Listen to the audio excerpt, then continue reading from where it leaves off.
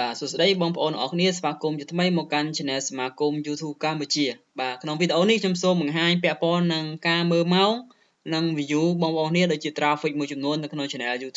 YouTube បងប្អូនអរគ្នាបាទបងប្អូនគ្នាតែមានការបារម្ភពាក់ព័ន្ធនឹងការធ្លាក់ម៉ោង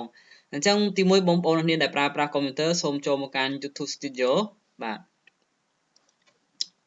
បន្តទៀតចំពោះបងប្អូនដែលប្រើប្រាស់ទូរស័ព្ទដៃគ្រាន់តែយកកន្លែង dashboard មកបងឃើញតែម្ដងគ្រាន់តែចូលទៅកាន់ YouTube Studio វានឹងឃើញកន្លែងនេះគេហៅថា last 28 day បាទ28ថ្ងៃចុងក្រោយបងប្អូនត្រូវចាំថានេះគឺជាថ្ងៃចុងក្រោយនៃ28ក្នុងមួយខែគឺ28ជានិច្ចកន្លែងហ្នឹងគេហៅ summary តែ28ថ្ងៃចុងក្រោយទេអញ្ចឹងករណីឃើញពណ៌បៃតងមានថា view កើនឡើងម៉ោងយើងក៏កើនឡើងតែបងប្អូនខ្លះបាទបងប្អូនខ្លះក៏ធ្លាក់ view ធ្លាក់ម៉ោងអញ្ចឹងកន្លែងហ្នឹងចេញតាមក្បាលចុះក្រោមអញ្ចឹងមានថាមិនមែនម៉ោងហ្នឹង YouTube កាត់ទេឬក៏លុយបងប្អូនគ្នាបើសិនជាមានលុយហ្នឹងមិនមែនកាត់ទេបាទកាលណាបាត់ជាប្រចាំថ្ងៃអញ្ចឹងបើសិនជាឡើងអូខេអត់អីទេបងប្អូនសប្បាយចិត្តត្រូវទេ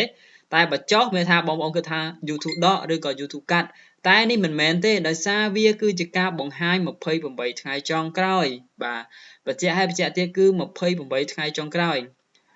លោកគ្រូចោះធ្វើមិនទៅមិនដឹងថាម៉ោងយើង view យើងពិតប្រាកដបាទអញ្ចឹងមុននឹងទៅដល់មើលការ view មើលម៉ោងពិតប្រាកដខ្ញុំសូមបង្ហាញពាក់ព័ន្ធ analytics នេះគឺជាការ review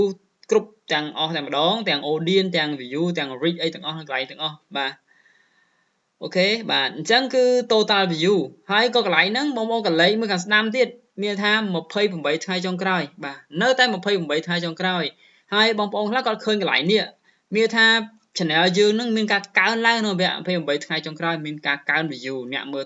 ទស្សនាក៏តាមទៅវាកើនឡើងអញ្ចឹងមិនឃើញអញ្ចឹងហើយបញ្ជាក់មួយទៀតបើសិនជាសញ្ញាបៃតងឡើងលើមានថា view យើងកើនម៉ោងយើងកើនប៉ុន្តែកន្លែងនេះចេញ error បែបនេះបាទ warning មានថា YouTube ធ្វើការ update អត់ទាន់ពេលវេលាបងប្អូនឃើញនេះមកតាំងពីថ្ងៃ6ដល់ថ្ងៃទី12បាទ2021ហ្នឹងមានការ update អត់ទាន់ទេបាទអញ្ចឹងមានថាreport កន្លែង subscriber ហ្នឹងវាអត់ខោនឡើងទេបាទវាមានការគាំងជួនកាលសាប់ទៅវាអត់ឡើងបាទហើយបើសិនជា YouTube update ហើយគឺវាបកគលឲ្យយើងឬក៏វានៅតែប៉ុណ្ណឹងធម្មតាអញ្ចឹងទៅហើយបងប្អូនឃើញពាក់ព័ន្ធនឹងសញ្ញានេះបងប្អូនឃើញទេគឺ49% ចុះក្រោមមានថាធ្លាក់49% ក្នុងរយៈពេល28ថ្ងៃចុងក្រោយបាទហើយ traffic មួយចំនួនហើយឥឡូវខ្ញុំបង្ហាញពាក់ព័ន្ធនឹងមើលកន្លែងនេះអញ្ចឹងបងប្អូនអរគ្នាដែលបង្កើតសូមមើលកន្លែងនេះណា live time មានថាតាំងពីថ្ងៃបង្កើត channel រហូតដល់ថ្ងៃនេះអញ្ចឹងបងប្អូនឃើញចំនួន view ចំនួន sub ចំនួនម៉ោងទាំងអស់គឺប៉ុណ្នេះបាទប៉ុន្តែ subscribe យើងគឺបង្ហាញអត់តាក់លាក់ទេដោយសារ YouTube ធ្វើការ update មិនទាន់ពេលវេលានៅរយៈពេលប៉ុណ្នេះប៉ុន្តែម៉ោងយើងគឺ 22.8k view គឺ 61.8k បាទហើយបងប្អូនក៏អាចបង្ហាញពាក់ព័ន្ធនឹងឆ្នាំពាក់ព័ន្ធនឹងខែដែរសួរថាឆ្នាំ2021ហ្នឹងគឺយើងបានប្រហែលម៉ោងប្រហែលសាប់បងប្អូនឃើញនេះកន្លែងនេះហើយ2020ហ្នឹងគឺយើងបានប្រហែលដែរអញ្ចឹងកន្លែង analytics ហ្នឹងគឺបង្ហាញពាក់ព័ន្ធនឹងការកំណត់ត្រារវាង7ថ្ងៃ28 90ឬក៏ប្រហែលថ្ងៃអញ្ចឹងទៅហើយបងប្អូនមើល live time តើ channel យើងឬក៏បាទអ្នកមើលជានរណាបាទមើល live time ទៅហើយយើងមើល audience នេះគឺជាអ្នកទស្សនាអ្នកគ្រប់គ្រងអញ្ចឹងបងប្អូនចុចបាទកន្លែងនេះសិតតែ data នឹង error ទាំងអស់បងប្អូននេះដោយសារ YouTube កំពុងតែ update អញ្ចឹង channel មួយចំនួនចេញបែបនេះមិនមែនយើងខុសគោលការណ៍ទេដោយសារ YouTube ធ្វើការ update អត់ទាន់ពេលវេលាបាទអញ្ចឹងយើងមើល traffic របស់យើងគឺសុទ្ធតែ channel បរទេសបាទអូខេហើយប្រទេសគឺឥណ្ឌាច្រើនជាងគេតែម្ដងបាទខ្ញុំធ្វើចំ traffic ឥណ្ឌាហើយនៅម៉ាឡេទៅស្អីនេះបាទកម្ពុជាគឺ0ពងមាន់ហើយភាគច្រើនគឺឥណ្ឌាតែម្ដងបាទ channel នេះបុកទៅឥណ្ឌាហើយ subscribe សុទ្ធតែមកពីឥណ្ឌាទាំងអស់បាទ subscribe ឡើយនេះមិនមែនគេ subscribe យើងទេណាបាទមានថា audience របស់យើងហ្នឹងគាត់មើល channel ធំមានថាអ្នកដែលតាមដានវីដេអូយើងក៏គេចូលទៅមើល channel ធំបែបនេះដែរបាទអញ្ចឹង audience យើងគឺអ្នកខ្លាំងដែរណាអ្នកតាមដាន channel ប្រភេទអញ្ចឹងដូចគ្នាបាទមិនមែនអ្នក subscribe យើងទេណាអូខេបាទ subscribe យើងនៅណាបងប្អូននេះបាទរត់ឃើញក៏អត់ទៅអូខេតោះឥឡូវយើងមើលទាំងអស់គ្នាបងប្អូនណាអញ្ចឹងបងប្អូនយល់ហើយពាក់ព័ន្ធនឹងកន្លែងមើលម៉ោង ហើយម៉ោងចុងក្រោយបំផុតឥឡូវខ្ញុំមើលកន្លែង overview វិញបាទ overview ម៉ោងចុងក្រោយបងប្អូនគ្នាគឺមើលកន្លែងនេះក៏មិនទាន់ជាក់លាក់ដែរគឺមើលកន្លែងនេះតែម្ដងគឺមើលកន្លែង monetization បាទសូមមើលកន្លែង monetization បាទនេះគឺជាម៉ោងពិតប្រាកដរបស់បងប្អូនគ្នាដែលជាម៉ោងអាប់ដេតចុងក្រោយបំផុតនៃ YouTube បាទអញ្ចឹងយើងមាន815 subscribe ហើយ2740ម៉ោងបាទហើយនៅពេលដែលយើងបាន4000ម៉ោងនិង1000 subscribe គឺយើងអាច apply យក monetization បានតែម្ដងប៉ុន្តែផ្ដោតទៅលើវីដេអូ original បើមិន original គឺមិនបានទេហើយ channel នេះក៏មិនអាចរកលុយបានដែរដោយសារជា traffic មកពីក្រៅប្រទេស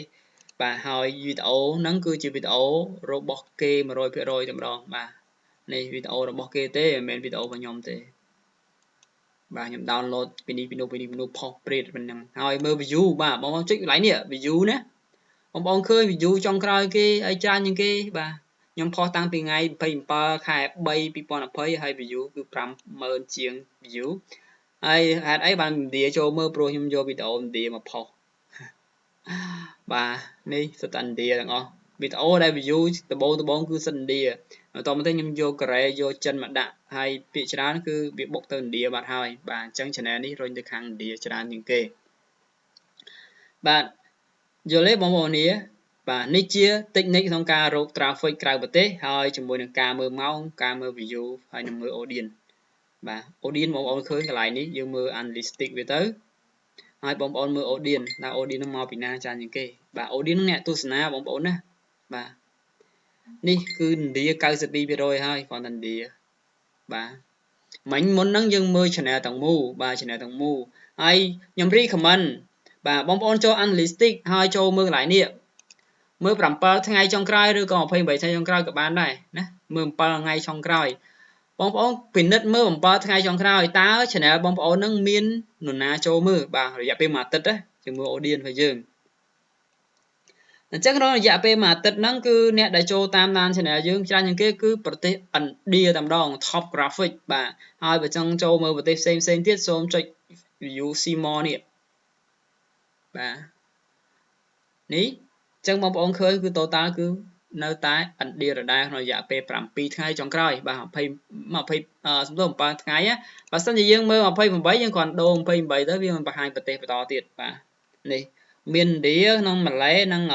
ស្រីលង្កាបាទស្រីលង្កាអញ្ចឹងមាន3ប្រទេសក្នុងរយៈពេល28ថ្ងៃចុងក្រោយក្នុងមួយខែចុងក្រោយហ្នឹងបាទហើយបងប្អូនក៏អាចមើល traffic source មកពីខាងណាបន្តទៀតអាស្រ័យបងប្អូននេះចុចតទៀតណាបងប្អូននេះបាទនេះភាគច្រើន channel នេះគឺមកពី suggest video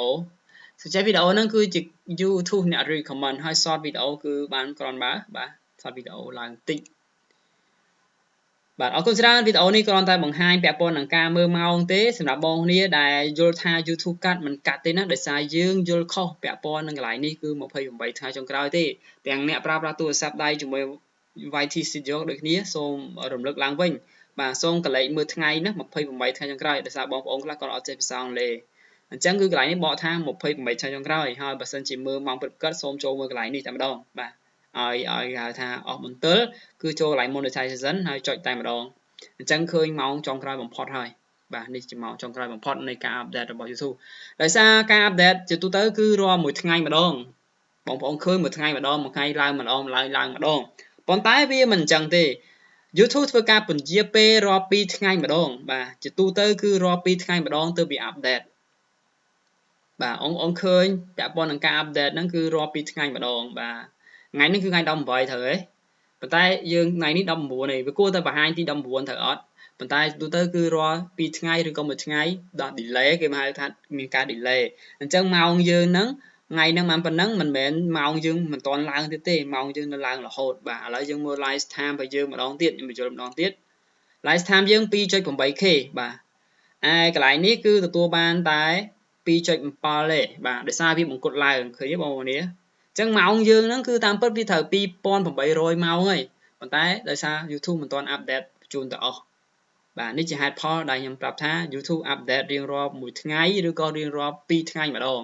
បាទមានការ delay មានការពន្យាពេលបាទវាមិនមែន on time ទេចំពោះ analytics កន្លែងនេះគេហៅថា on time បាទ live on time តែម្ដងបាទ ណា48ម៉ោងចុងក្រោយបាទ live time ហ្នឹងគឺ48ម៉ោងចុងក្រោយនិយាយទៅគឺ48ម៉ោងចុងក្រោយគឺស្មើ2ថ្ងៃបងប្អូនទាំងនេះគេគាត់ថា2ថ្ងៃចុងក្រោយនៃការ view អានេះ update live time តែម្ដងបាទ real time ណាបាទអរគុណបាយបាយជួបគ្នាវីដេអូក្រោយ